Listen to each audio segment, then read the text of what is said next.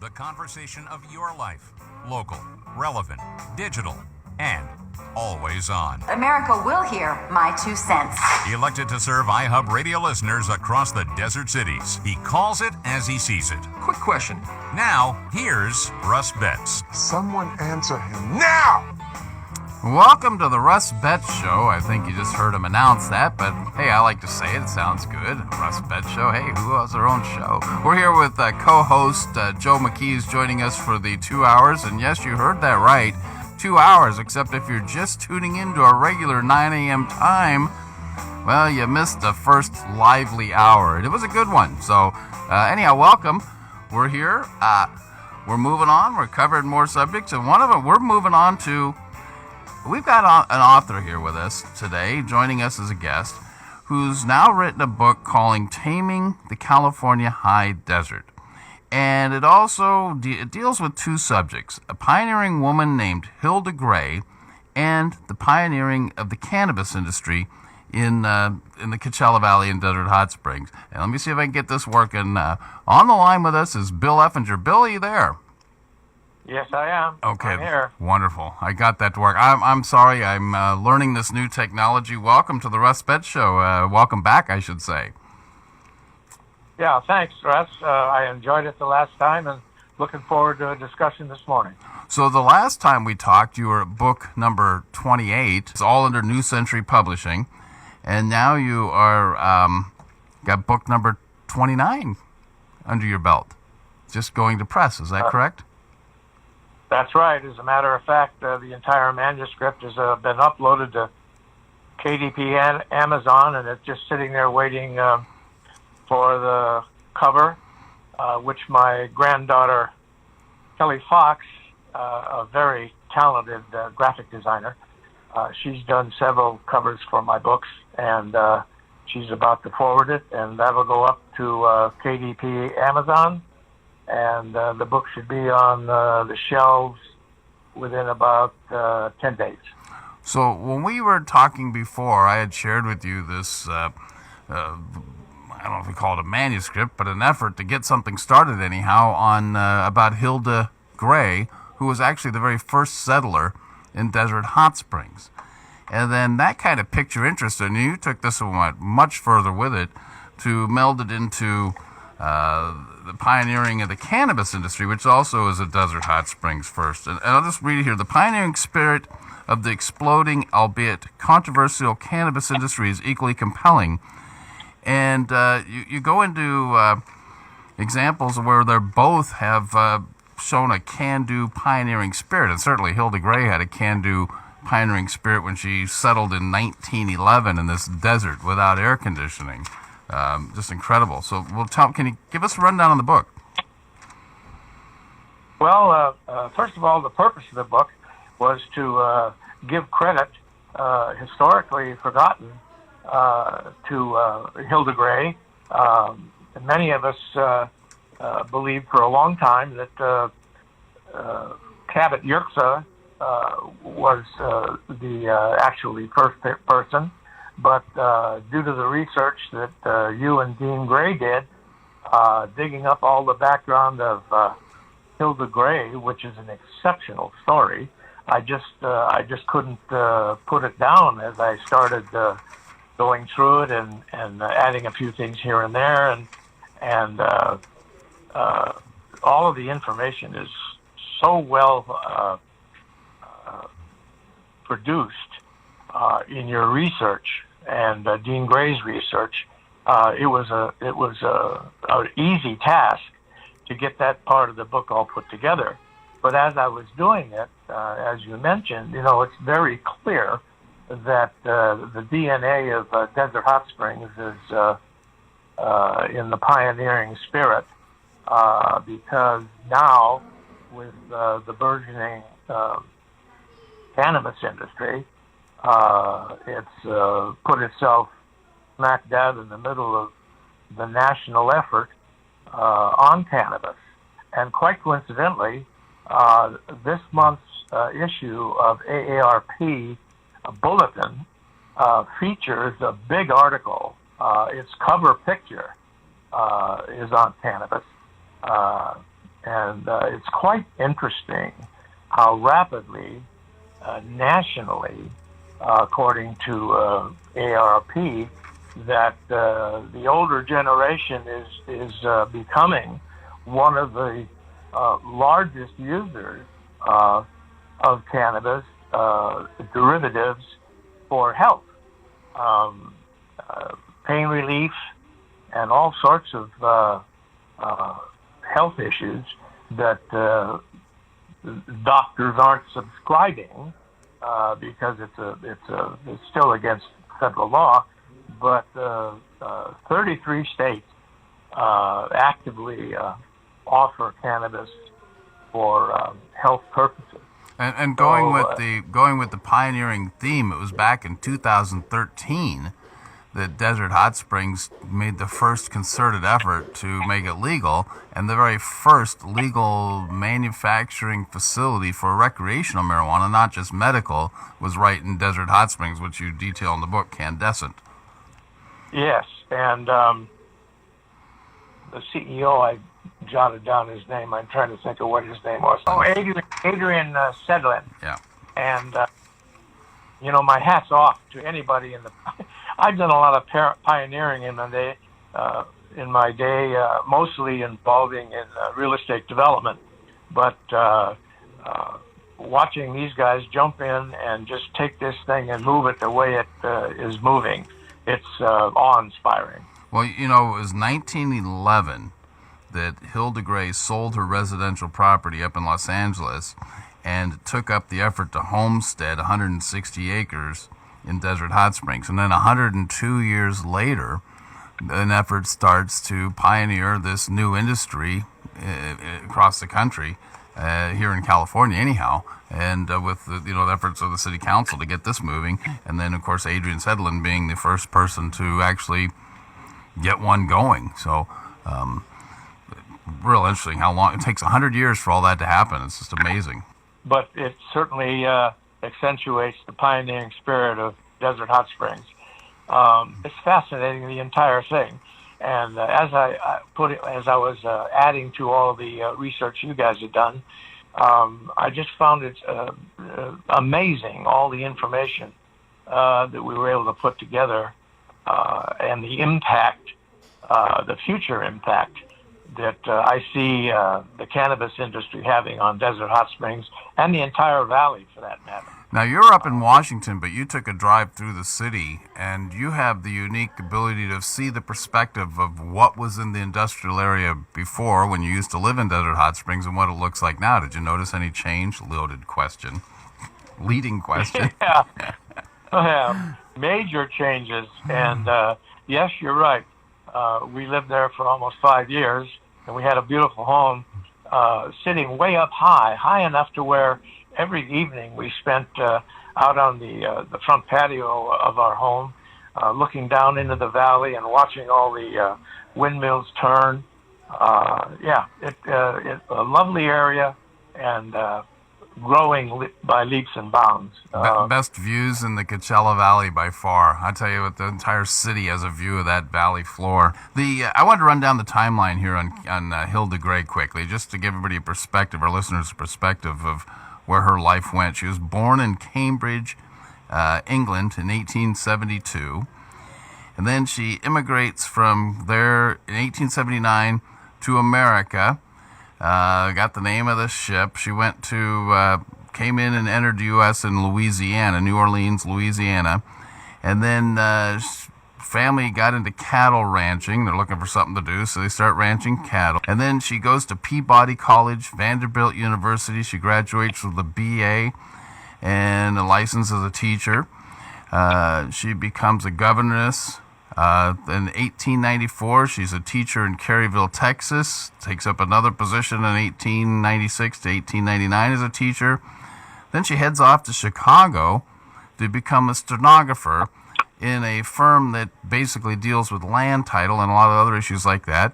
She decides she wants to move to Los Angeles, so in 1903 she moves to Los Angeles, maybe to escape the cold of Chicago. So from 1903 to 1911, she's also a stenographer in what was basically a land and legal firm. Then she purchased some residential property in Los Angeles in 1909. 2 years later, she sells that property and goes to Desert Hot Springs and homesteads 160 acres. And then what the requirement was it 5 years later, she perfects that homestead and becomes the very first person to actually have an established legal piece of property in what became known as Desert Hot Springs. And it was 2 or 3 years later that Cabot Yerxa came along, and she actually showed him where his survey markers were. And but you've just carried it so much further to finish it off with the rest of these the details on the tying it into the pioneering spirit of the cannabis industry as well. Well, it was a lot of fun doing it. And by the way, when Hilda Gray paid a visit to Palm Springs, she was staying in Palm Springs, and then in those days, all you could do was walk. She walked 13 miles from where she was, staying at the Desert Inn, which was the only, at that time, the first and only hotel, I guess, in Palm Springs. She walked 13 miles all the way up into and picked the spot right next to what is now Two Bunch Palms Resort and Spa, and that's where she chose to make claim for that 160 acres. And for that young woman to walk through the desert, and when we were visiting last couple of weeks ago, it was 117 degrees, and the first day we moved back in 2005, when we moved to Desert Hot Springs, it was 120, and I thought the moving guys were just going to collapse as they were unloading all of our furniture. And then for 2 weeks it got really warm and stayed up to 120. Yeah. Anyway, well, you also got into the book and dispelling the myth that it was the marijuana money that got Desert Hot Springs out of financial trouble. And I'd like to cover that with you. I've got here sitting here quietly my co-host Joe McKee, who's listening intently to all this conversation. We're going to go to a break and then come back, and I'd like to cover that aspect of what took place there and some of the other details on the pioneering. Joe, what do you? Well, some of us know when to be quiet for a while. Okay, well, you did a good job of it, so. All right, we're back with Bill Effinger and Joe McKee and Russ on the Russ Betts Show in just a bit.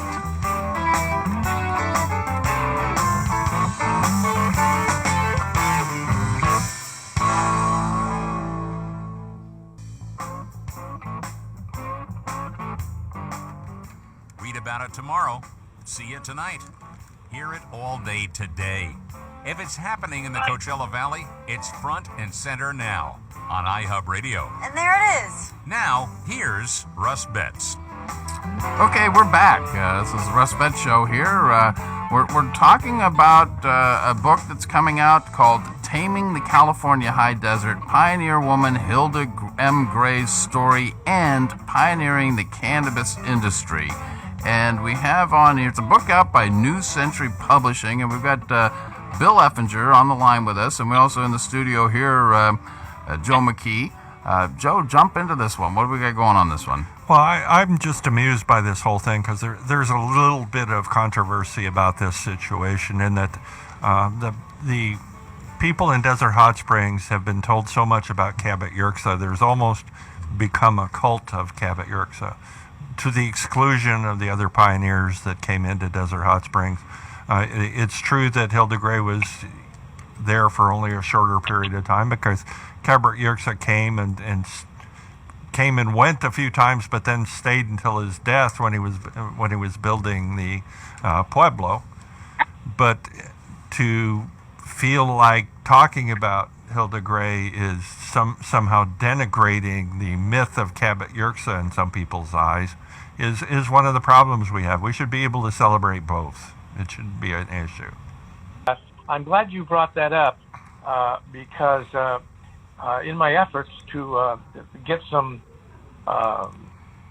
legislators to make a few comments about the book, I circulated the manuscript, and I've received a supervisor, we call them commissioners up here, of Kitsap County to say a couple of words, and one of our city council people here in Poulsbo, where I live, Washington.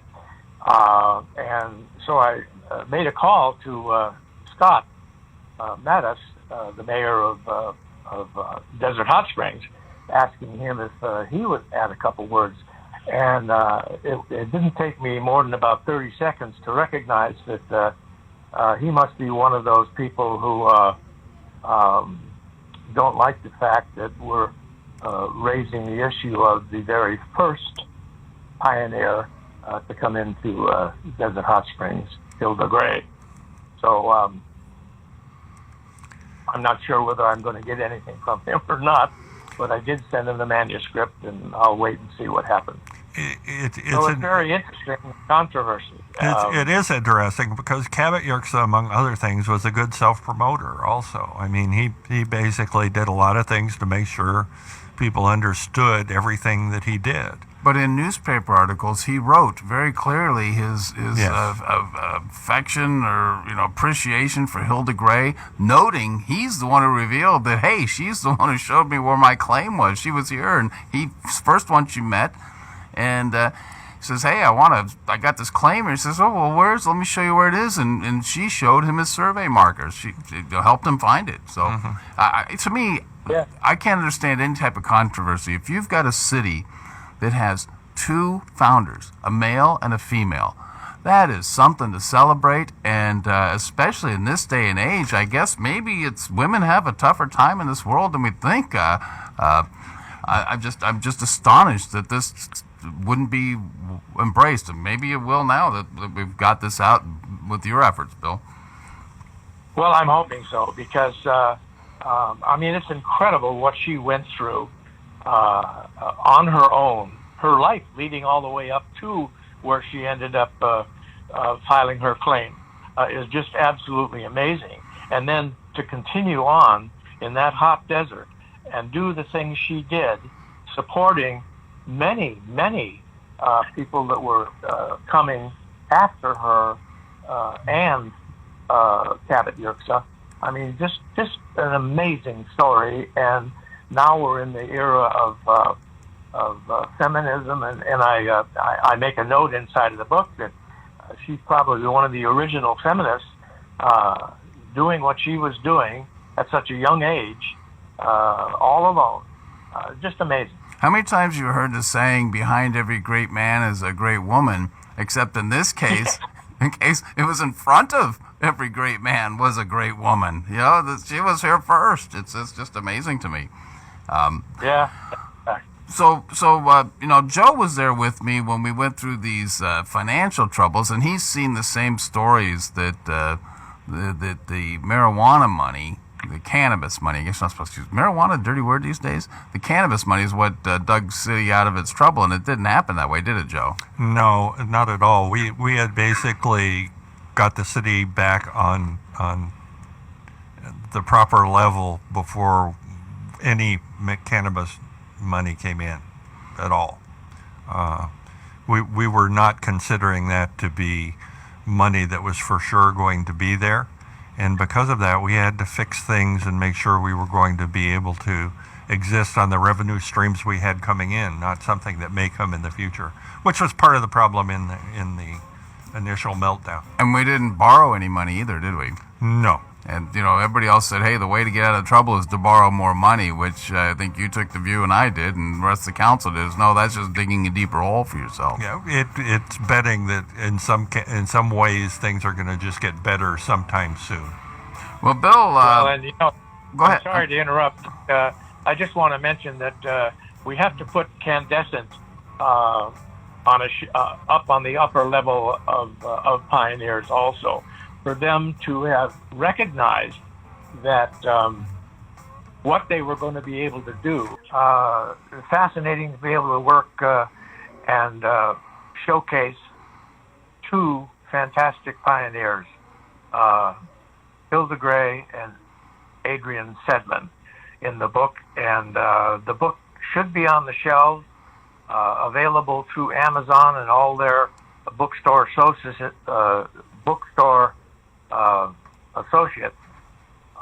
in about 2 weeks. To be published as a paperback, and then subsequently also Kindle friendly on a digital basis. So we look forward to getting it out there so we can share with all the public in the country this amazing story of these two pioneers, Hilda Gray and Adrian Sedlin. Great. Bill, had you met Joe McKee before? Have you guys met? I don't think so. So this is your first time meeting each other? Yes. Well, next time you're down here, let's all go get dinner and we can talk about all this, or lunch. Sounds like a plan to me. Only we'll come down from here when it's a little bit cooler down there. Yeah, you were down here in that heat wave we had. We had a really nice, cool summer. There's beautiful weather here now. Oh, my gosh. It's a longer spring than normal. All right, Bill, thanks. Appreciate you coming on here. And we're going to move on with the rest of the show, but certainly appreciate you taking the time with us. Thanks for having me, Russ. Okay. Appreciate it very much. Okay, Bill Effinger, Taming the California High Desert. That's it for another broadcast day here on the Russ Betts Show. Anita Rufus, Lovable Liberal, coming up next.